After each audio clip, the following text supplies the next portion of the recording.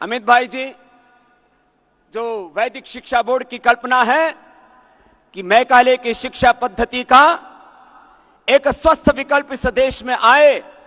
एक मैकाले ने और कुछ चंद अंग्रेज षड्यंत्रकारियों ने मिलकर के हमारी ज्ञान परंपरा को ध्वस्त यदि किया है, आज तो हम करोड़ों ऋषिपुत्र हैं, हम भारतीय शिक्षा परंपरा की पुनः प्रतिष्ठा करेंगे, ये आज आपके सामने हम संकल्पित होते हैं। और इसके लिए चाहे इस देश ने पूरी दुनिया में मुझे भीख भी मांगनी पड़े तो हम मांगेंगे, लेकिन तक्षशिला और नालंदा मात्र इतिहास बनकर के नहीं रहेगा, बल्कि उस अतीत के गौरव को अपने वर्तमान के पुरुषार्थ के द्वारा हम मूर्त रूप देंगे और दोबारा से उस गुरुकुलीय परंपरा की, अपने उस वेद विद्या की, ऋषि विद्या की हम प्रतिष्ठा करेंगे। बस आदरणीय अमित भाई का संबल हमें चाहिए और वो हमें सदा प्राप्त है एक अग्रज के रूप में। और इतने मजबूत हमारे सखा हैं, हमारे साथी हैं, हमारे मित्र हैं, हमारे सहयात्री हैं और सब संत महापुरुषों का अनुग्रह हमारे साथ है, तो हम इस योग क्रांति के बाद एक शिक्षा की क्रांति को भी आगे लेकर के चलेंगे और हजारों वामपंथियों पर, हजारों मार्क्सवादी, लेनिनवादी, तमाम तरह के अवसरवादी, इन सब पर एक आचार्य कुलम का स्नातक भारी होगा, एक पतंजलि विश्वविद्यालय का स्नातक भारी होगा। मित्रों, अभी गोविंद देव गिरी जी महाराज, अवधेशानंद जी और बाबा रामदेव ने, तीनों ने वैदिक शिक्षा परंपरा पर हम सबको इसकी जरूरियात के बारे में बताया।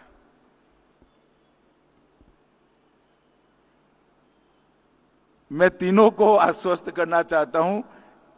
कि इस दिशा में मेरे विचार आपसे प्रबल है, एक क्षण भी, एक तनिक भी इससे कम इसकी जरूरियात मैं नहीं समझता। और ये संयोग ही है कि बाबा ने आज इस काम के साथ मुझे जोड़ा है। बाबा कितनी भी कठिनाइयां आए, लक्ष्य को नजर के सामने रखकर काम करने वाले व्यक्ति हैं और इसी के कारण आज इतना बड़ा काम अपनी संस्कृति और स्वदेशी के लिए हमें दिखाई पड़ता है। मगर जब तक शिक्षा प्रणाली में मूलभूत सुधार नहीं होते, ये सारी चीजों का, ये सारे परिवर्तनों का कोई मतलब नहीं होता। जैसे पूरा शरीर स्वस्थ हो मगर शरीर के खून के अंदर विकार हो, कोई रोग हो, तो शरीर स्वस्थ रह ही नहीं सकता, क्योंकि खून शरीर के रग रग में 24 घंटे अहरनिश बहता रहता है और पूरे शरीर को बीमार करता है। अगर हमारी शिक्षा प्रणाली हमारी संस्कृति के अनुरूप नहीं है, तो ये जो हमारा कितना भी प्रगति होती है, इसका कोई मतलब नहीं होता। और शिक्षा से प्राप्त संस्कार से ही विकार मुक्त खून समाज की धमनी और शिराओं में बह सकता है, इसके बगैर नहीं बह सकता। और अभी जो दो काम पतंजलि ने किए हैं, योग को विश्व में स्वीकृति दिलाने का, आयुर्वेद को विश्व में स्वीकृति दिलाने का और स्वदेशी की भावना को पुनः बलवत्तर बनाकर स्वदेशी का एक अच्छा विकल्प देने का, इससे भी कठिन काम बाबा अब आप जो करने जा रहे हैं, वैदिक शिक्षा बोर्ड और वैदिक शिक्षा को गांव-गांव में फैलाने का, बहुत कठिन काम। एक लंबा कालखंड इससे विमुख हुए समाज का हो गया है। ये रास्ते पर वापिस जाना असंभव दिखता है। अभी बैठकर सोते हैं, मंच पर से बैठकर सोते हैं, मगर आपका रिकॉर्ड है और आपने करके दिखाया है, तो पूरे देश की आशाएं भी आपके साथ बंधी हुई है। बाबा मुझे कहते थे, अभी मैं सुन रहा था, स्पष्ट शब्दों में नहीं कहते थे कि सरकार सहायता करे, सरकार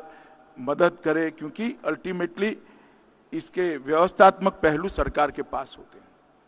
मगर ये काम में स्वतः तेज ओजस्विता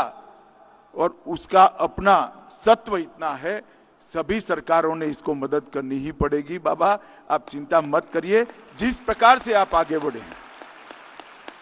इसको सबका समर्थन है। मैं एक बात को लगभग 4 वर्षों से एक बार भी मैंने मीडिया के सामने नहीं बोला कि ये अंतरंग विषय है, लेकिन आज वो विषय हमारे बड़े भाई ने बोल ही दिया है, तो मैं आज आश्वस्त हूं कि बहुत जल्दी ही जो प्रस्ताव पिछले लगभग 50 वर्षों से सरकारी स्तर पर चलाया था कि वैदिक संस्कृति, संस्कृत और आध्यात्मिकता व आधुनिकता पर आधारित एक शिक्षा बोर्ड की नितांत आवश्यकता है, और अब वो वक्त आ गया है कि ये सपना बहुत जल्दी साकार होगा। ये मैं पहली बार मीडिया के सामने बोल रहा हूं। देश के कार्यकर्ताओं के बीच में एकांत में तो मैं बोलता रहता था, लेकिन उसमें बहुत सारी बाधाएं थी, हेडल्स थे, उन सबको लगभग अब पार कर लिया है, क्योंकि एक बहुत